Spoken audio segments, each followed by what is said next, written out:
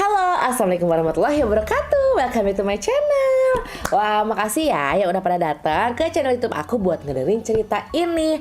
Dan sebelum kita masuk ke cerita intinya, yang belum subscribe, tolong dong langsung klik notifikasi di sini biar mendapatkan notifikasi setiap aku upload video yang baru. Oke, jangan lama-lama. Sekarang kita akan langsung masuk ke jalan ceritanya. Jadi di sini aku akan ceritain sebuah kasus tentang penculikan yang sampai sekarang itu nggak pernah bisa terselesaikan. Nah, ini dia berasal dari negara Meksiko, terjadi di sekitar tahun 1988.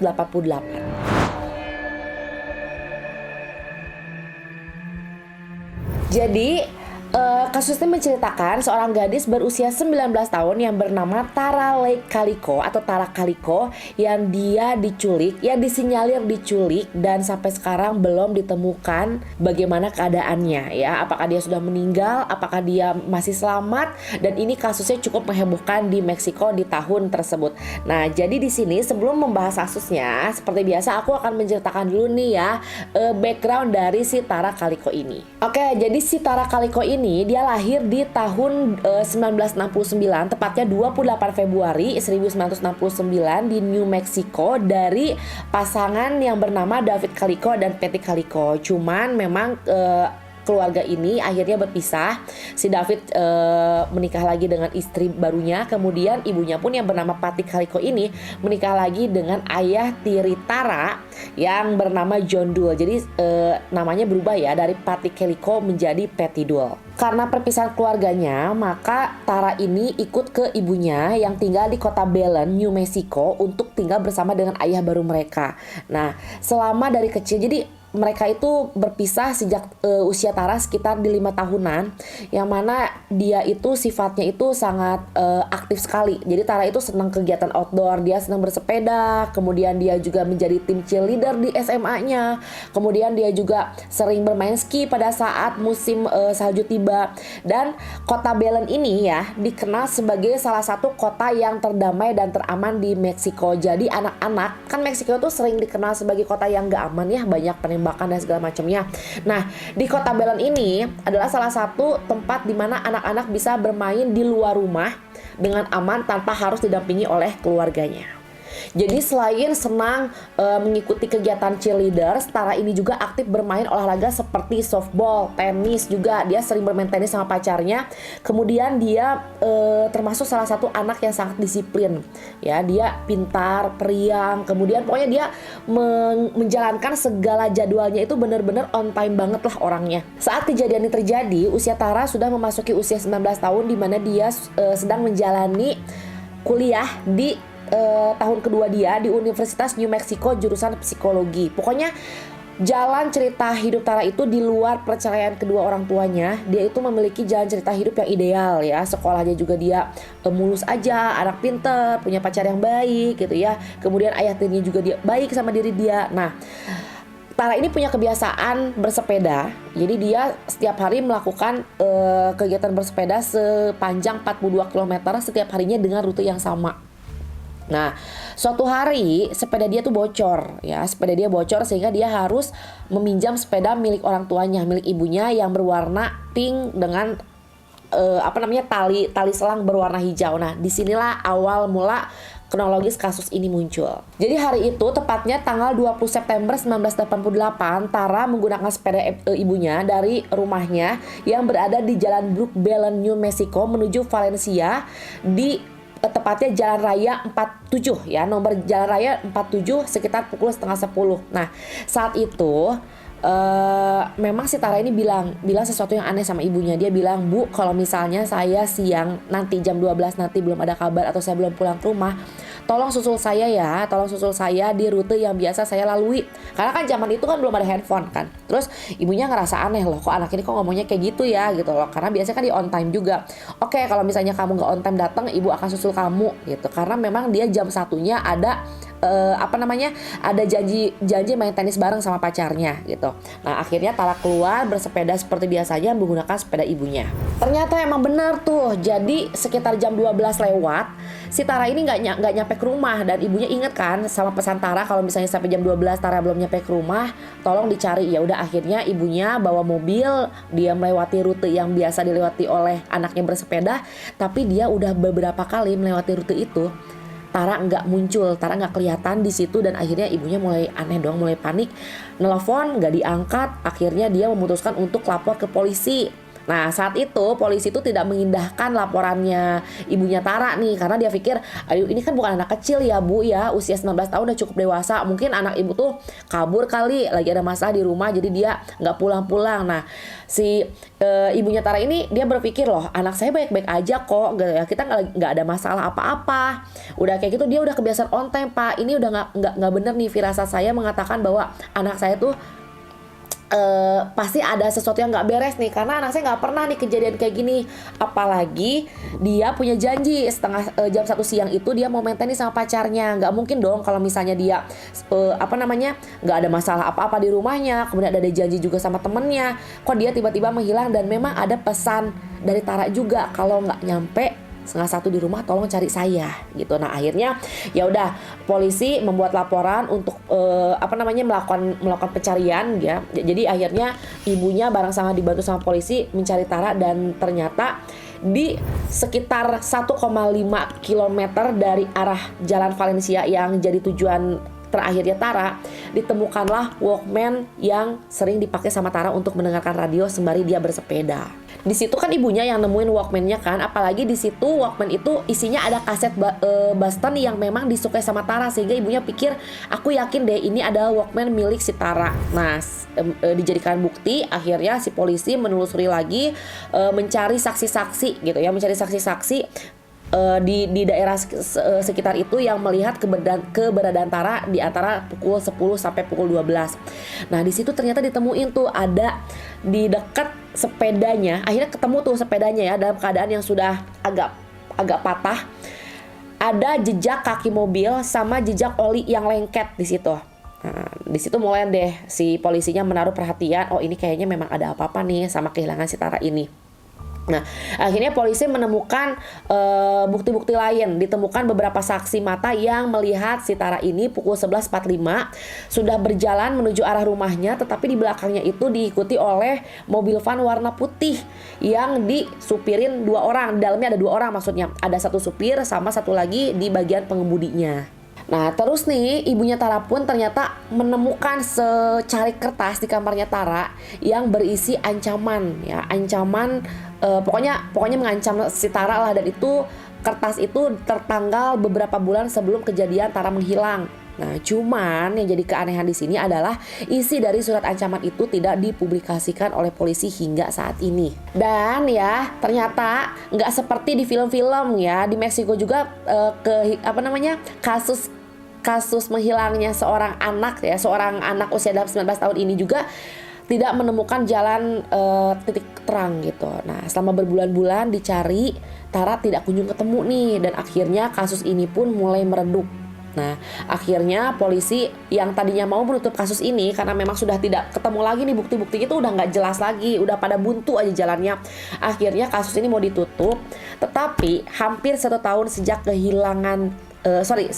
sejak 1 tahun setelah Tara menghilang, tepatnya di tanggal 15 Juni 1989, polisi mendapatkan sebuah laporan yang cukup menggemparkan dan membuka titik terang bahwa Tara itu masih hidup. Ditemukannya sebuah foto yang diduga orang yang ada di foto itu adalah Tara, dan itu ditemuin di salah satu pom bensin yang letaknya sekitar 2 km dari kota Belen. Nah, foto itu memang ditemukan oleh seorang wanita tua yang tinggal di Port Santa Jo, Florida, yang mana dia kan ada kebiasaan belanja rutin bulanan ya. Nah, saat itu dia melihat ada 1 van putih yang sedang parkir di situ gitu. Nah, ketika dia selesai berbelanja, van putihnya hilang, dan akhirnya dia menemukan di tempat parkirnya itu foto itu gitu, dan itu merujuk pada bukti-bukti yang tahun lalu kan, bahwa ketika si Tara sempat bersepeda itu dia diikuti oleh van berwarna putih yang disinyalir adalah mobil yang sama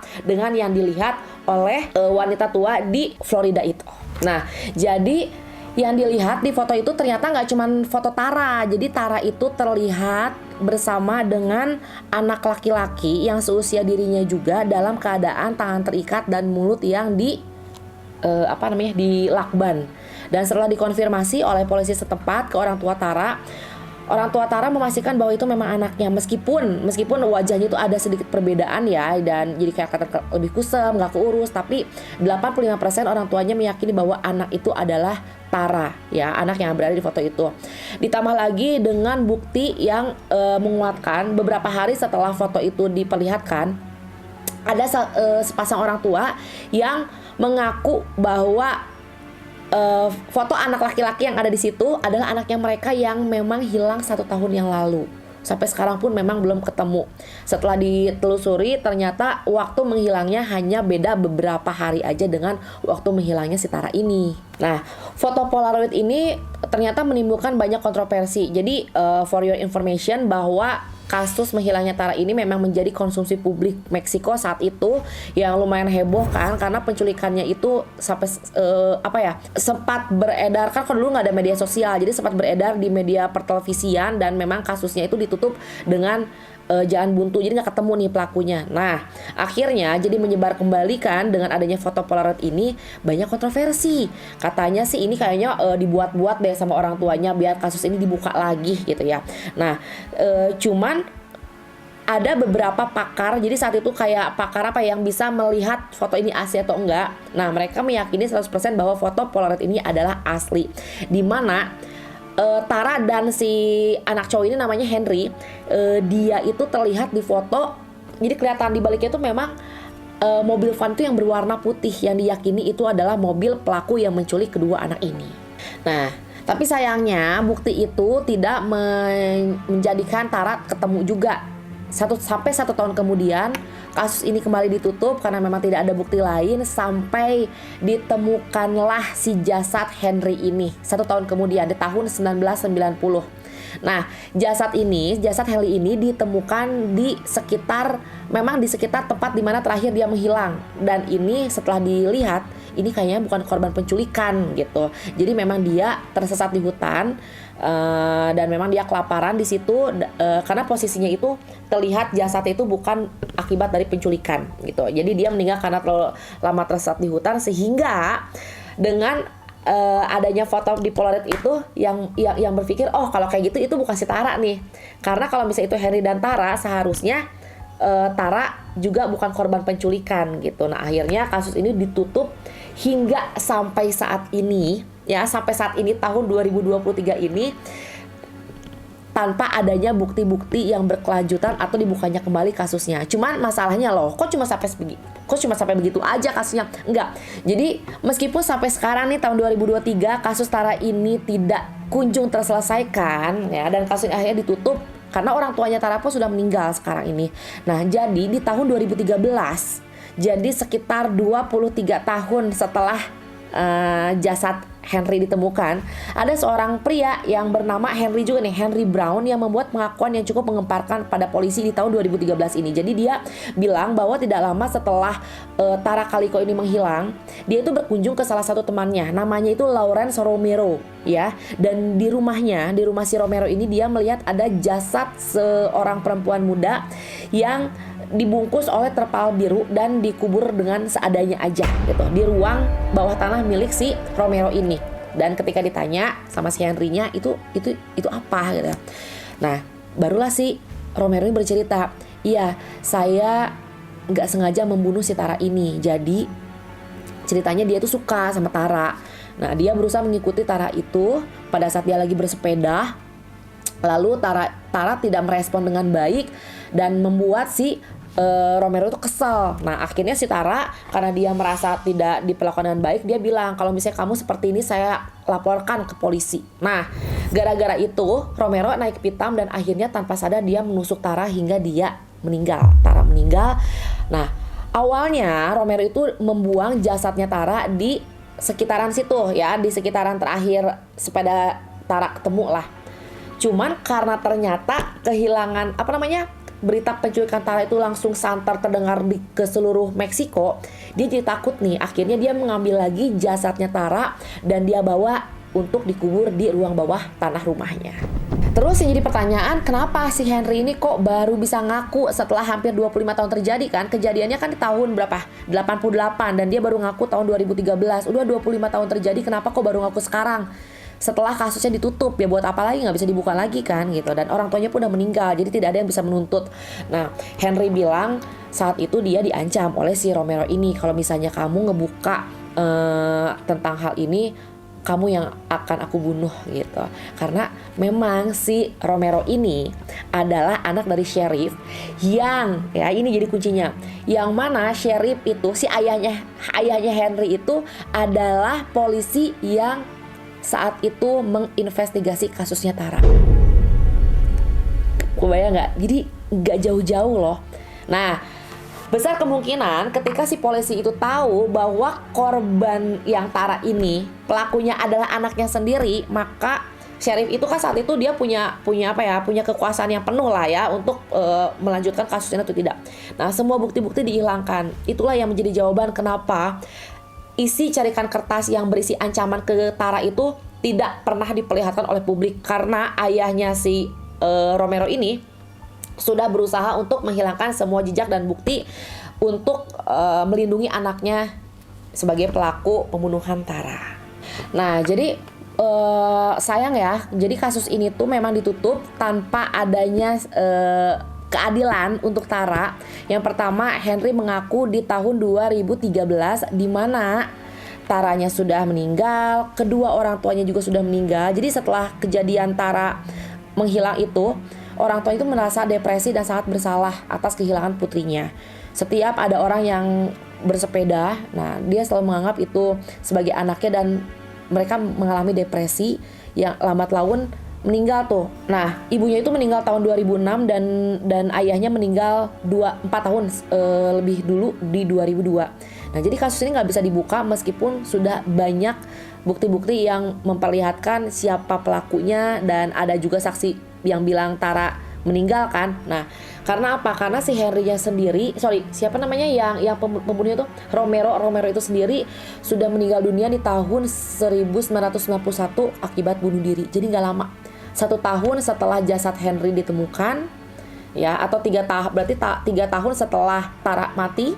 Nah, si Romero ini meninggal dunia karena bunuh diri. Jadi karena pelakunya sudah mati, kemudian korbannya sudah mati, kedua orang tuanya juga sudah meninggal. Jadi kasus ini memang tidak bisa diteruskan lagi.